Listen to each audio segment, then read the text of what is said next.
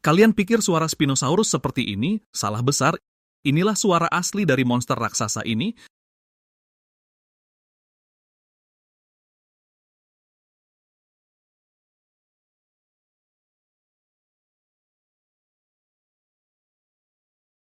Bukan hanya suaranya, bahkan semua kesan di benak kalian tentangnya adalah salah total. Ia bukanlah raja di dunia dinosaurus, ia adalah hantu di dunia dinosaurus. 100 juta tahun yang lalu, monster ini, bahkan Tyrannosaurus Rex pun tidak berani mendekati wilayahnya. Namun yang lebih menakutkan adalah, setelah menelitinya selama 100 tahun, kita baru menyadari bahwa kita tidak pernah benar-benar mengenalnya. Inilah Spinosaurus. Mari bahas hal yang membuat seluruh komunitas paleontologi sangat kehilangan muka. Pada tahun 1812, ilmuwan Jerman Ernst Stromer menggali di Mesir dan menemukan fosil Spinosaurus pertama yang diketahui manusia. Dengan antusias, ia membawanya ke museum di Munchen dan memperlakukannya seperti harta karun. Namun, pada tahun 1944, pesawat pengebom Perang Dunia ini langsung meratakan museum tersebut dengan tanah. Fosil itu pun hancur.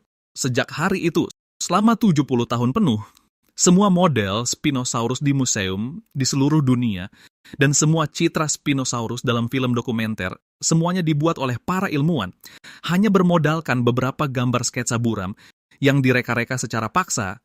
Jadi, Spinosaurus yang ada di benak kita adalah kebohongan belaka.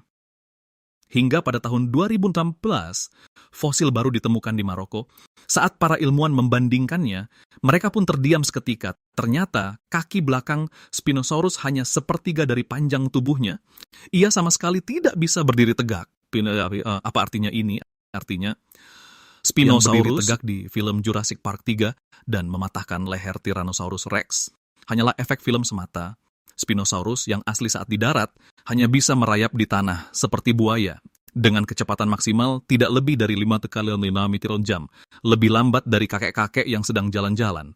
Makhluk raksasa dengan panjang 18 meter dan seberat 6 ton hanya bisa merayap dan beringsut di tanah. Kalian mungkin berpikir, ini sangat menyedihkan. Namun tunggu dulu, jangan merasa kasihan padanya. Ia sama sekali tidak butuh berlari di daratan, karena panggung aslinya ada di bawah air.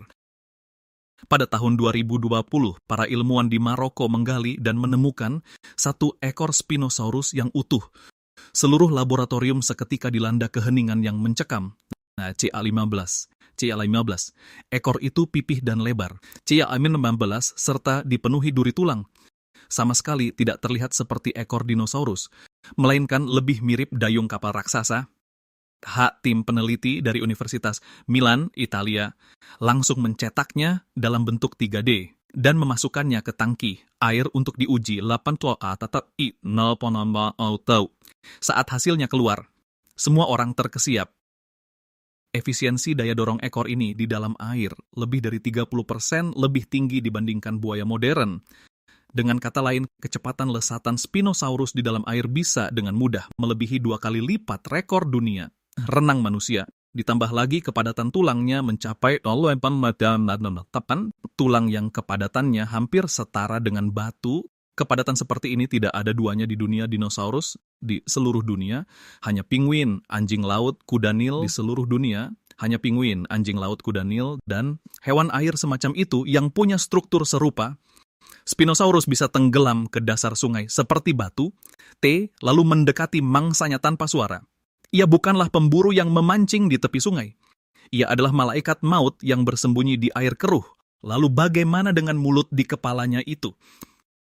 Mulut Spinosaurus berukuran panjang dan sangat mirip dengan buaya, dipenuhi gigi, berbentuk kerucut yang jumlahnya 2 kali lipat gigi. Tyrannosaurus, rahang atas dan bawahnya tersusun rapat dalam 3 baris. Seperti jaring yang dipenuhi tombak ikan. Sekali menggigit, semakin mangsa memberontak, semakin dalam giginya menancap, sama sekali tidak ada jalan untuk kabur. Lebih hebatnya lagi, lubang hidungnya tidak berada di ujung mulut, melainkan di bagian atas kepala agak ke belakang. Ini berarti ia dapat menenggelamkan seluruh tubuhnya ke dasar air, dan hanya menyisakan 1 lubang hidung untuk bernapas, mengintai seperti kapal selam. Tulang rahang bawahnya juga dipenuhi lubang sensorik, yang mampu mendeteksi getaran paling lemah di dalam air. Bahkan jika mangsa berenang sejauh 20 meter, ia dapat mengunci arahnya dengan tepat. Di dasar sungai yang gelap gulita, Spinosaurus adalah sistem pelacakan yang tak terlihat. Lalu, apa kegunaan layar raksasa setinggi lebih dari 2 meter di punggungnya itu? Para ilmuwan telah berdebat selama lebih dari 100 tahun, membuang panas, pamer, atau menarik pasangan. Pada tahun 2023, tim Universitas Harvard menggunakan simulasi komputer untuk melacak pergerakan Spinosaurus di dalam air dan mencapai kesimpulan yang tak terduga. Layar tersebut adalah sebuah penyeimbang. Saat Spinosaurus mengejar mangsa dengan kecepatan tinggi di bawah air, layar punggungnya bertindak seperti lunas kapal untuk mencegah tubuhnya terbalik dan berputar. Saat ia muncul ke permukaan air, layar punggungnya terlihat seperti sirip punggung hiu, mengumumkan kepada semua makhluk dalam radius beberapa kilometer bahwa perairan ini adalah miliknya. Namun, setiap evolusi ekstrim menyembunyikan pedang bermata dua. 93 juta tahun yang lalu, iklim di Afrika Utara berubah drastis. Permukaan laut turun dan sistem sungai yang dulunya luas mulai mengering. Kumpulan ikan menghilang. Bagi pemangsa lain, mereka hanya perlu mengganti menu makanan. Tapi bagi Spinosaurus, ini adalah bencana besar. Moncongnya yang ramping tidak mampu menggigit tulang dinosaurus besar. Kakinya yang pendek tidak bisa mengejar mangsa yang lincah. Dan cakarnya yang rapuh akan patah jika digunakan terlalu kuat. Ia seperti seorang penjudi yang mempertaruhkan semua taruhannya pada satu kartu. Ketika kartu itu kalah, ia tidak memiliki apa-apa lagi. Tepat 27 juta tahun sebelum asteroid menabrak bumi, Spinosaurus menghilang tanpa suara. Spinosaurus terakhir mungkin terbaring di dasar sungai yang retak dan kering, menatap banjir yang tak akan pernah kembali, dan perlahan menutup matanya. Dari penggalian gelombang pertama fosil pada tahun 1912 hingga dihancurkan oleh bom pada tahun 1944, lalu dibantah berulang kali pada tahun 2014, 2020, dan 2024, lalu dibantah berulang kali pada tahun 2014, 2020, dan 2024. Spinosaurus mungkin adalah satu-satunya dinosaurus yang semakin kita pelajari, semakin membuat kita bingung. Kebenaran yang kita yakini hari ini mungkin akan digugurkan oleh fosil baru esok hari. Namun, itulah sisi sains yang paling memesona.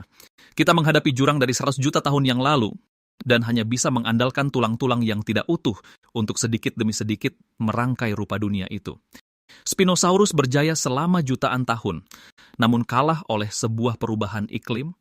Ia menaklukkan dunia bawah air dengan evolusi ekstremnya, tetapi juga mati terperangkap oleh keekstreman itu di dalam lingkungan yang spesifik.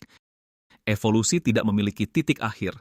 Yang paling adaptif, yang bertahan hidup selalu menjadi dalil yang dinamis. Penguasa hari ini mungkin akan menjadi fosil esok hari.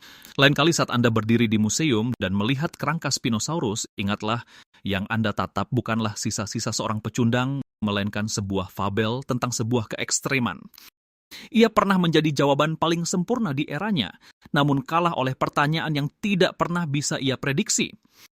Ini mungkin adalah kenyataan paling kejam dari evolusi. Tidak ada satupun kesempurnaan yang mampu melawan seluruh masa depan.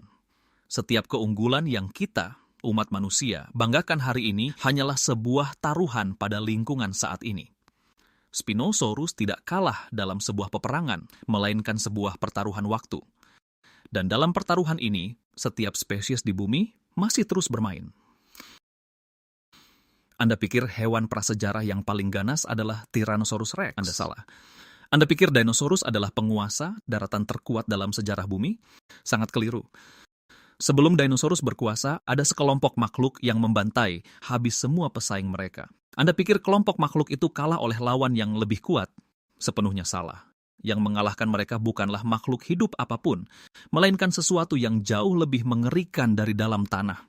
290 juta tahun yang lalu, ada sekelompok makhluk yang telah menjadikan pembantaian sebagai seni.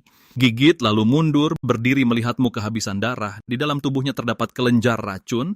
Nenek moyang dinosaurus pun menghindar saat melihatnya. Di sungai juga berdiam monster amfibi berlapis baja sepanjang 3 meter. Menunggumu datang untuk minum. Di darat mati, di air juga mati. Kemana kamu bisa lari? Inilah zaman Permian, era di mana melarikan diri pun adalah sebuah kemewahan. Di era ini, dinosaurus belum saatnya muncul. Mari kita bahas benua ini dulu. Setelah memasuki zaman Permian, beberapa daratan di bumi yang awalnya terpisah, perlahan didorong menyatu oleh pergerakan lempeng, hingga akhirnya bergabung menjadi benua super, paling terkenal dalam sejarah bumi yaitu Pangaea. Jika kamu membuka peta dunia sekarang dan mendorong semua benua ke tengah sampai saling menempel, seperti itulah bentuknya dulu. Benua ini menempati hampir setengah dari luas permukaan bumi, tapi ukurannya yang raksasa membawa masalah. Wilayah pedalaman jauh dari laut, uap air tidak bisa masuk. Di tengah benua juga menjulang pegunungan raksasa yang memisahkan wilayah utara dan selatan sepenuhnya. Semua aliran udara lembab terputus. Akibatnya pusat benua Pangaea berubah menjadi gurun pasir super besar. Ukurannya beberapa kali lipat lebih besar dari Sahara. Saat ini, suhu permukaannya bisa langsung memanggang kadal menjadi dendeng, tapi semakin ekstrem lingkungannya, semakin makhluk hidup didorong melampaui batasnya. Semua makhluk hidup terdesak ke beberapa sudut yang relatif bisa dihuni. Yang paling padat ada di wilayah utara, yang dekat dengan Laut Paleotetis, yaitu di sekitar wilayah Siberia, Rusia saat ini. Iklimnya relatif sejuk, sumber airnya lumayan berlimpah, tapi jangan pernah berpikir tempat ini aman, karena justru disinilah tempat dengan kepadatan monster dan aura membunuh paling pekat dalam sejarah bumi. Penguasa daratan terkuat disebut Gorgonopsia. Banyak orang yang pertama kali mendengar nama ini mengira itu sejenis kadal. Salah. Makhluk ini adalah hewan purba yang berada di antara reptil dan mamalia. Nama ilmiahnya adalah Therapsida non-mamalia. Semua mamalia yang ada saat ini, jika ditarik garis keturunannya cukup jauh, memiliki nenek moyang yang sama dengannya. Tapi jangan buru-buru merasa akrab, karena saat itu mereka benar-benar sangat buas. Spesies terbesarnya disebut Inostransvia. Saat ini fosilnya hanya ditemukan di Rusia. Panjang tubuhnya lebih dari 3 meter, individu terbesarnya bisa mencapai 3,9 meter, beratnya mendekati 400 kg, kurang lebih sama dengan beruang kutub dewasa, tapi tengkoraknya 40% lebih besar dari beruang kutub. Ilmuwan merekonstruksi bukaan mulutnya yang bisa mencapai 90 derajat. Coba bayangkan, tubuh seukuran beruang kutub, mulutnya seperti buku yang terbuka, berisi 2 baris taring panjang, seperti pedang, berlari kencang ke arahmu. Yang lebih membuat putus asa adalah cara berburunya. Ia tidak mengincar gigitan mematikan di leher seperti hewan famili kucing yang membunuh dalam satu serangan. Strateginya lebih primitif dan juga lebih kejam, menerjang, lalu menggigit dengan keras, merobek luka, lalu mundur. Berdiri di kejauhan melihatmu dengan dingin, kehabisan darah, gemetar, perlahan tumbang. Jika kamu belum mati, ia akan menggigitmu lagi. Ahli paleontologi pada sebuah fosil tengkorak Inostransvia menemukan di bagian depannya ada sebuah gigi sesamanya yang tertancap dalam di tulang. Ada bekas penyembuhan yang jelas di sekitarnya. Ini membuktikan bahwa Inostransvia tersebut dulu pernah digigit oleh sesamanya, namun ternyata bisa bertahan hidup dan terus hidup untuk waktu yang lama. Interaksi sosial dengan sesamanya saja dilakukan lewat gigitan.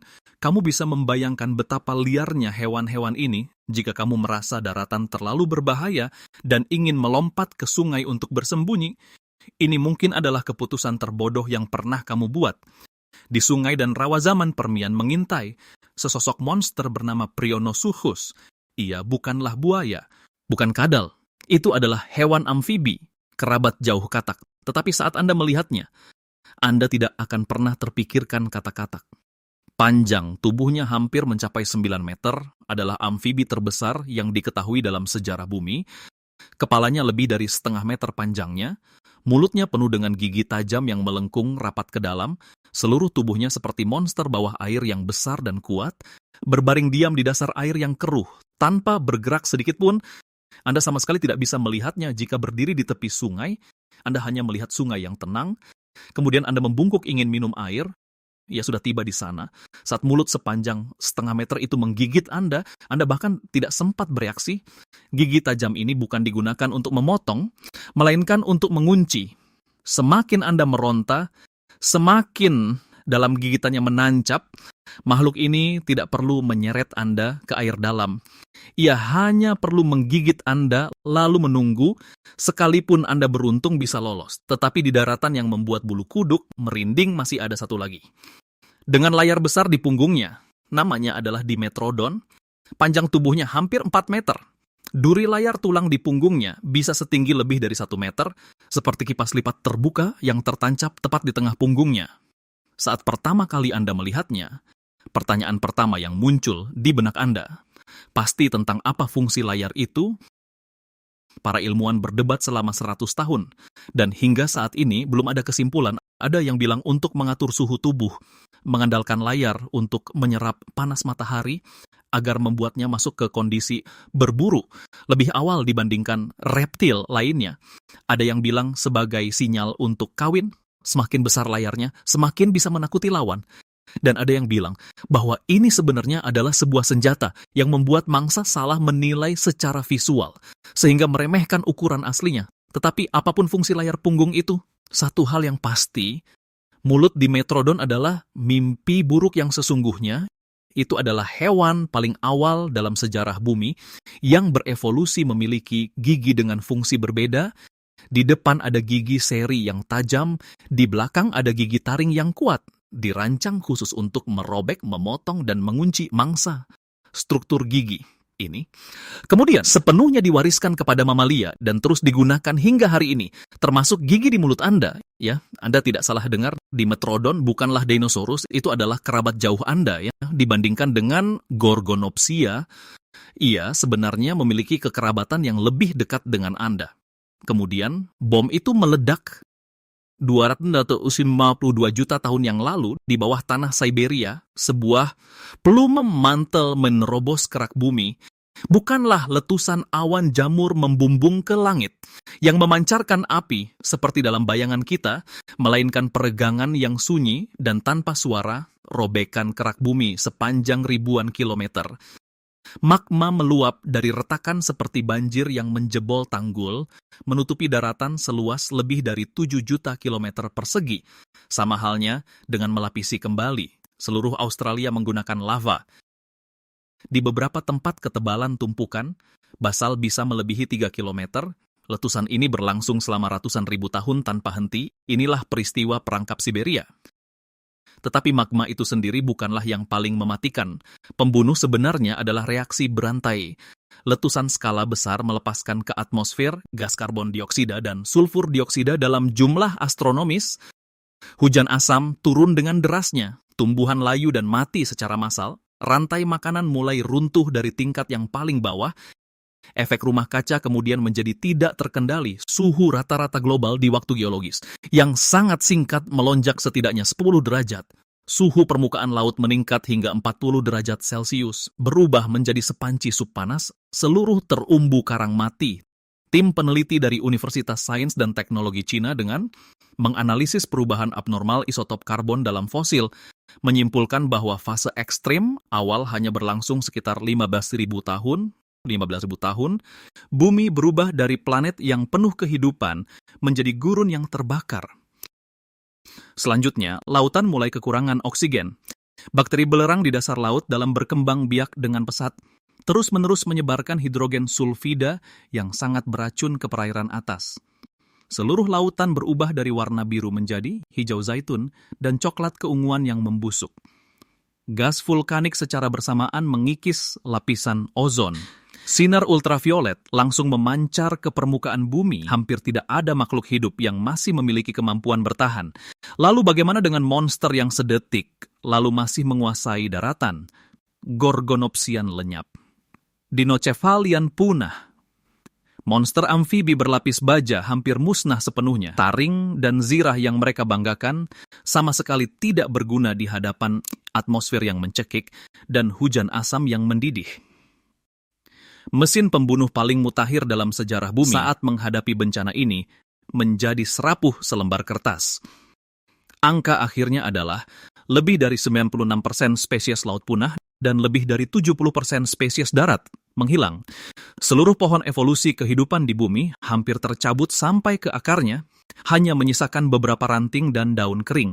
Ada yang menyebut bencana ini sebagai kematian hebat. Itu adalah peristiwa di mana kehidupan dalam 4,6 miliar tahun sejarah bumi paling mendekati kepunahan total.